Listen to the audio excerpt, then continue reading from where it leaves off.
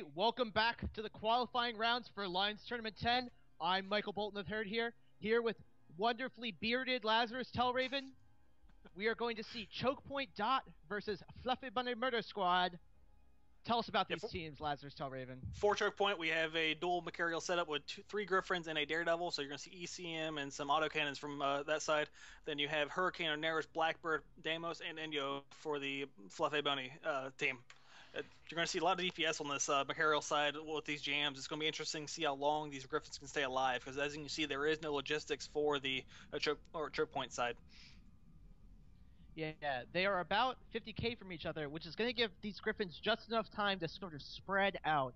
These Griffins, if they get caught, will die instantly, but if they remain alive, their ECM is so strong and such a big factor in this match. Another important thing to note, you guys can't see this on the stream, but Fluffeh Bunneh Murder Squad all has like +5 sex status, so they have ratted hard to earn these ships, ran a lot of missions, versus the evil Chokepoint, like -2, -3 sex status, so we're rooting for the good guys this time.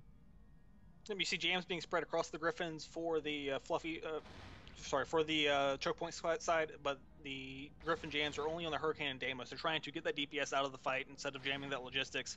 I'm not sure if that's going to pay off for them. If I was in their shoes, I would definitely be trying to get jams off on that Oneros. All DPS currently switching from the Deimos to the Hurricane for the Chokepoint side, so they realize they can't break the Tech 2 buffer tank of the Deimos, so they're switching over to the Hurricane. Well, I'm interested that the Blackbird on the Fluffeh Bunneh team is constantly trying to jam out these Griffins. If those don't hit, I feel like it's really wasted, because all you're doing, like, they don't have a logistics to jam out, so I would almost go for the Mercurial, because if those Mercurials are jammed, there's nothing the team can do. Yeah, you can see if you look at the Mercurials, you can see they both have ECCM the effect coming off their ships, so they have a relatively decent sensor strength, so it's going to be a little bit harder to jam those. Whereas if you could take out those Griffins, free up your DPS to go after the Griffins, then that Blackbird's going to have do a better job. Now, Fluffeh Bunneh team, do you think that this is really the optimized close range setup that they could bring? Like, because it seems a little scattered.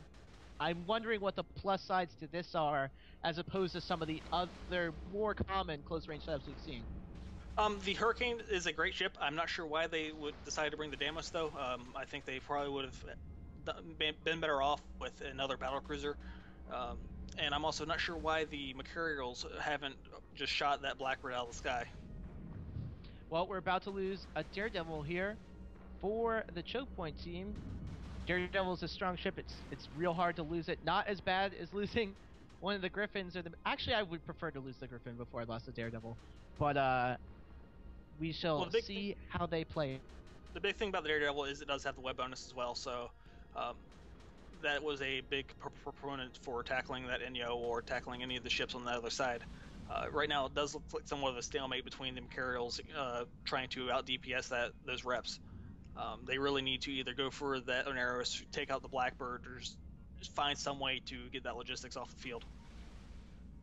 I don't think they need to take out the Blackbird as much as they need to take out the logistics. Right now, that Blackbird is focusing on a single Griffin. That's the only thing it's jamming. Oh, it just switched over to 2 Griffins. Right, but if you were able to free up the Griffins from being jammed by the Blackbird, you would be able to get the Griffin jams onto the Oneros, effectively disabling that logistics for at least 30 seconds for that jam to cycle. Yeah, I think that with only 2 Mercurials worth of DPS, they really just need to kill the logistics, because if your jam cycles don't hit right, they can climb back up. It can sort of be it's a rolling the dice sort of thing, just like all ECMUs.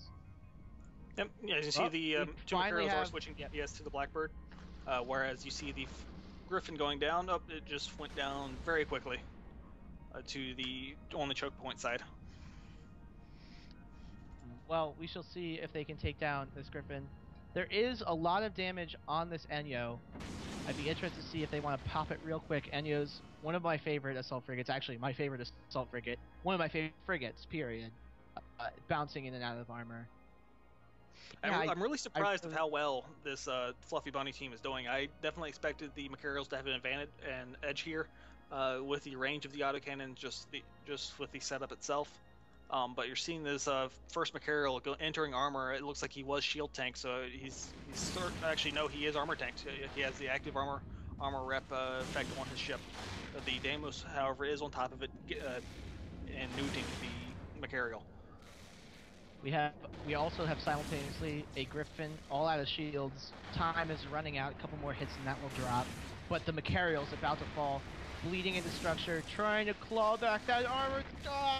That's he's slamming that overheat button as hard as he can, and finally dropping into structure. Oh, hits another rep cycle. And he got another one before he drops. And while that's going on, the second Griffin for the Chokepoint team did die.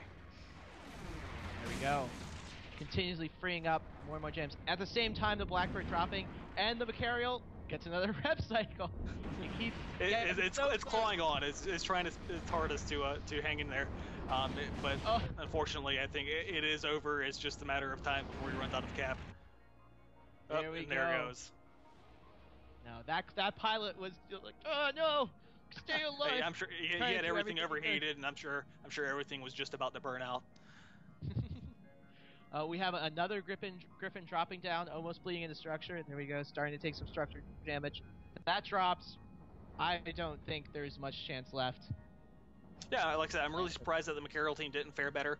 I expected their Griffins to be able to get some jams off on those key ships, the Blackbird and the Logistics, and for these two autocannon Machariels to just take them out.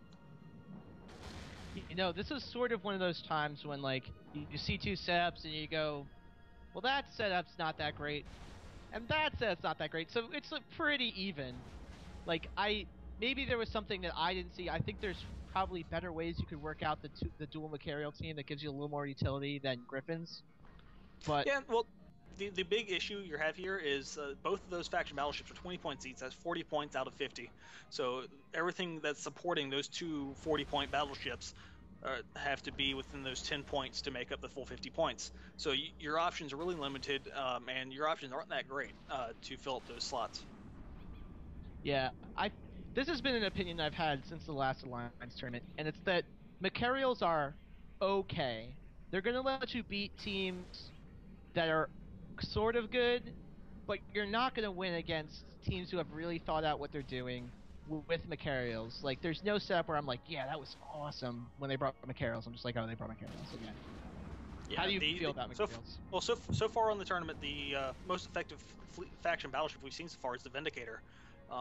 Most teams have been fielding one Vindicator, not two, which gives them the extra 30 points to field the rest of their setup instead of having two faction battleships, which is the 40 points, like I was saying.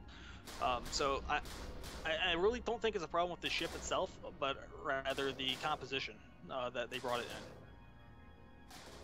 Do you like Marauders more than faction battleships with the new ancillary shield booster? For this environment, the Marauder especially is fantastic for its role. You have the extra utility high slots for nudes, cap transfers, smart bombs. So I definitely think the Marauder or the Varga would have been a better choice than the Machariel in this fight. Do you think that the fact that bunnies are really cute and difficult to choke played a factor in this match? Because I feel like if I'm going to choke something, I want it to be like a really ugly animal, not like a fluffy bunny.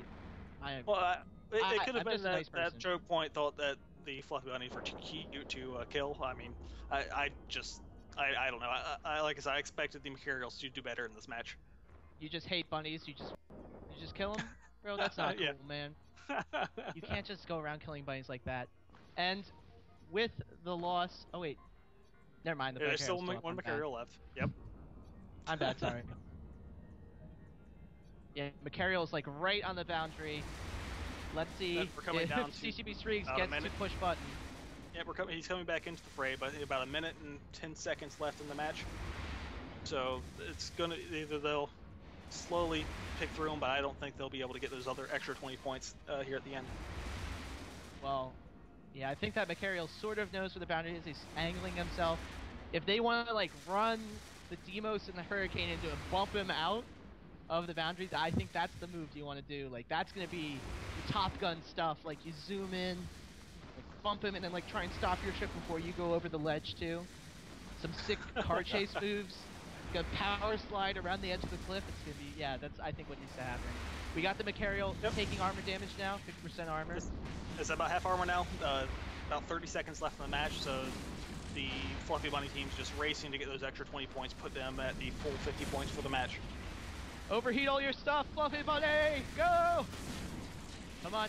He's got the armor. This Macarial, like the other ones, just holding on, overheating modules, burning out everything just to stay alive. Oh. Coming. 10, 5 seconds. Come on, go! Go! F structure. Is he gonna? Oh, almost. Match is Oh wow. He did survive. They did not get the 20 points. Yeah. Even if he dies now, he still lives. He is that armor rep.